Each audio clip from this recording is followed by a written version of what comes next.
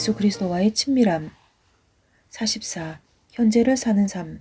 하나님의 뜻이 당신에게 특이한 방법으로 이루어질 것이라고 기대하지 마십시오. 가장 주목할 만한 사건들은 자연스럽게 일어납니다. 요셉이 베들레헴에 간 것은 로마 황제의 칙령 때문이었습니다. 그리고 예수님께서 그곳에서 태어나셨습니다. 하갈의 자녀가 목말라 죽어가고 있을 때 그녀는 아이가 죽도록 그냥 내려놓았습니다. 그때 하나님께서 근처에 있는 우물을 그녀에게 보여주셨습니다. 당신의 현 상황 속에 계신 하나님을 바라보십시오.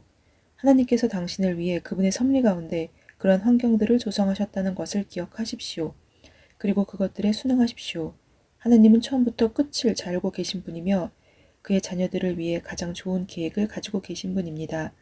아주 적은 것들만 볼 수 있는 당신의 능력을 모든 장소에서 그리고 모든 시기에 모든 것들을 볼 수 있는 하나님의 능력에 복종시키는 것이 현명합니다. 하나님은 영원에서 영원까지 바라보실 수 있는 분입니다. 우리가 하나님을 만나는 곳이 바로 현 순간이라는 것을 기억하십시오. 그리고 그 순간은 또한 그분이 주신 시간입니다. 그러니 그 순간을 이용하십시오. 그분이 우리에게 주시는 매 순간은 그분의 영광을 위한 것입니다. 현 순간은 우리가 하나님께 설명드려야 하는 영원한 순간이 됩니다. 그러니 현 순간을 낭비하지 마십시오.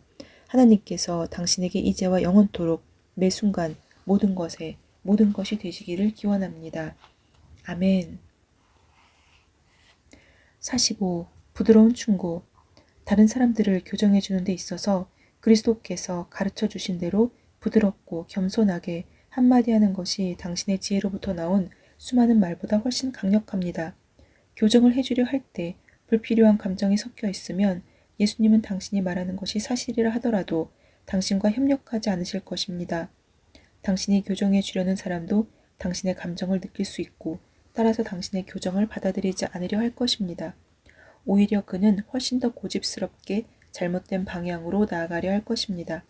하지만 예수님께서 당신을 통하여 말씀하실 때 그리고 당신이 방해하지 않을 때 그분의 말씀은 많은 것을 성취하고 그 사람으로 하여금 당신이 말하는 것을 받아들이게 할 것입니다. 어떤 사람들은 예수님께서 말씀하신다는 것을 알면서도 거부할 것입니다. 하지만 예수님께서 그들이 변화되도록 설득시키지 못하신다면 하물며 당신의 열정은 어떻겠습니까? 다른 사람들을 교정해 주는 데 있어서 하나님의 시간을 기다리는 것이 중요합니다. 당신이 어떤 사람들의 결함을 볼지라도 그들은 그것들에 대한 당신의 충고를 통하여 유익을 얻을 준비가 되어 있지 않을 수 있습니다.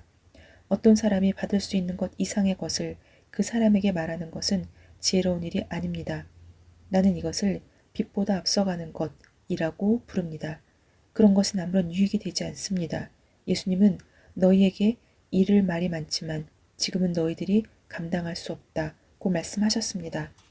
어떤 선지자는 여호와께서 젖 먹이는 자처럼 자기 자녀들을 품에 안으신다고 말했습니다.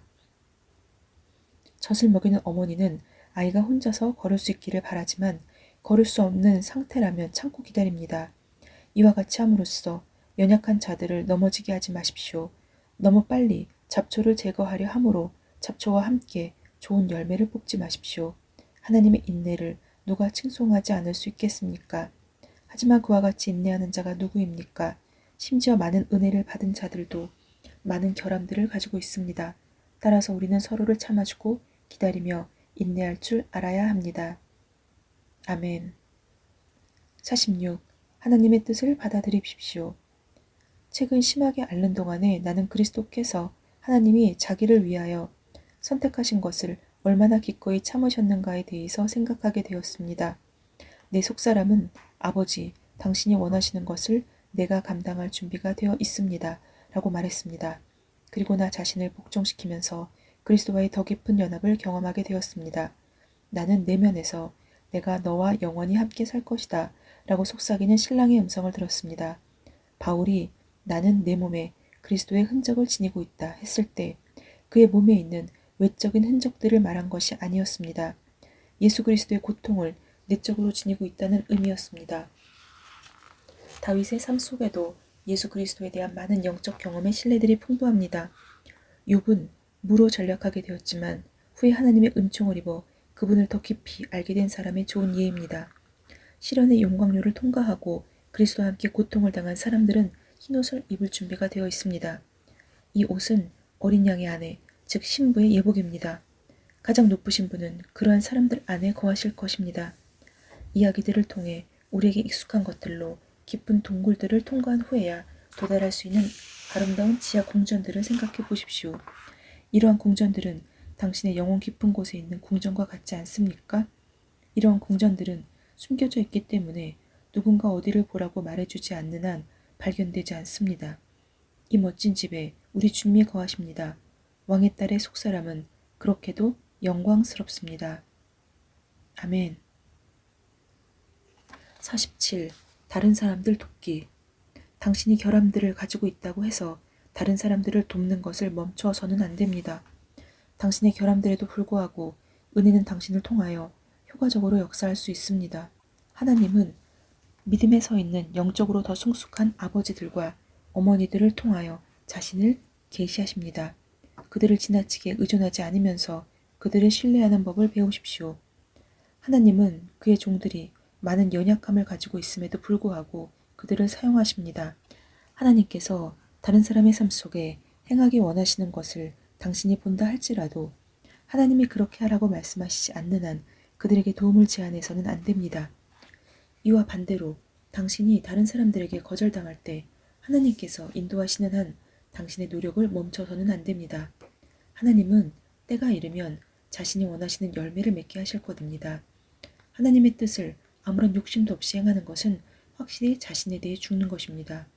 하나님께서 인도하시는 길에서 벗어나지 마십시오.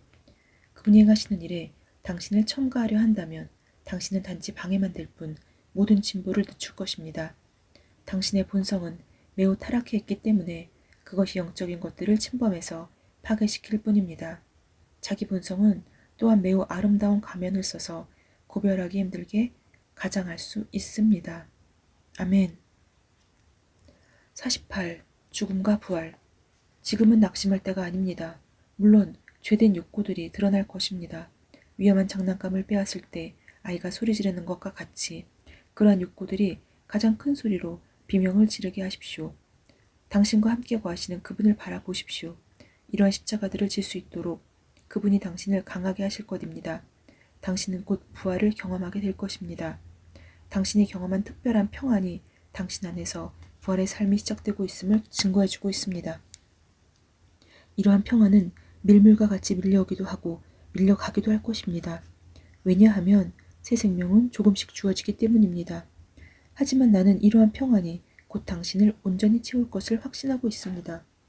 모든 자연스러운 저항들에도 불구하고 하나님께서 당신으로 하여금 내면의 죽음을 빨리 받아들일 수 있게 하셨던 것처럼 그분은 또한 당신을 빨리 부활시키실 것입니다. 하지만 새 생명이 주어진 후에는 당신이 이뤄야 할 것들이 더 많을 것이라는 것을 경고하고 싶습니다. 이 땅에 속한 모든 것들에 대해 상실은 깊고 오래 걸릴 것입니다. 사실상 이 부활 이전에 오는 죽음과 묻힘은 부활 후에 오는 완전한 상실과 비교되지 않습니다. 이러한 완전한 상실로 말미암아 당신은 완전히 새로운 상태에 놓이게 될 것입니다. 당신은 사랑하는 이의 신부로서 무덤에서 일어날 것입니다. 완전한 자기의 죽음은 순간적으로 일어나지 않습니다. 그것은 옛 자기에 속한 모든 것들이 소멸되기까지 완성되지 않습니다. 살기 위해 죽으십시오. 자신을 포기하십시오. 그러면 자신을 다시 발견하게 될 것입니다. 이렇게 함으로써 당신은 새 생명을 경험하기 시작할 것입니다. 아멘. 네, 먼저 오늘은 현재를 사는 삶에 대해서 이야기하고 있습니다. 우리가 과거를 돌아보고 과거를 아쉬워하고 그런 삶은 하나님께서 우리에게 바라시는 삶이 아닙니다. 하나님께서는 지금 현재 이 순간을 우리가 하나님께 온전히 드리기를 원하십니다. 시간의 11조 혹은 경제적인 11조 이러한 것들을 통해서 하나님께서는 우리가 순종하기를 원하십니다. 그리고 부드러운 충고에서는 우리가 어떤 사람에게 충고를 할 때는 우리가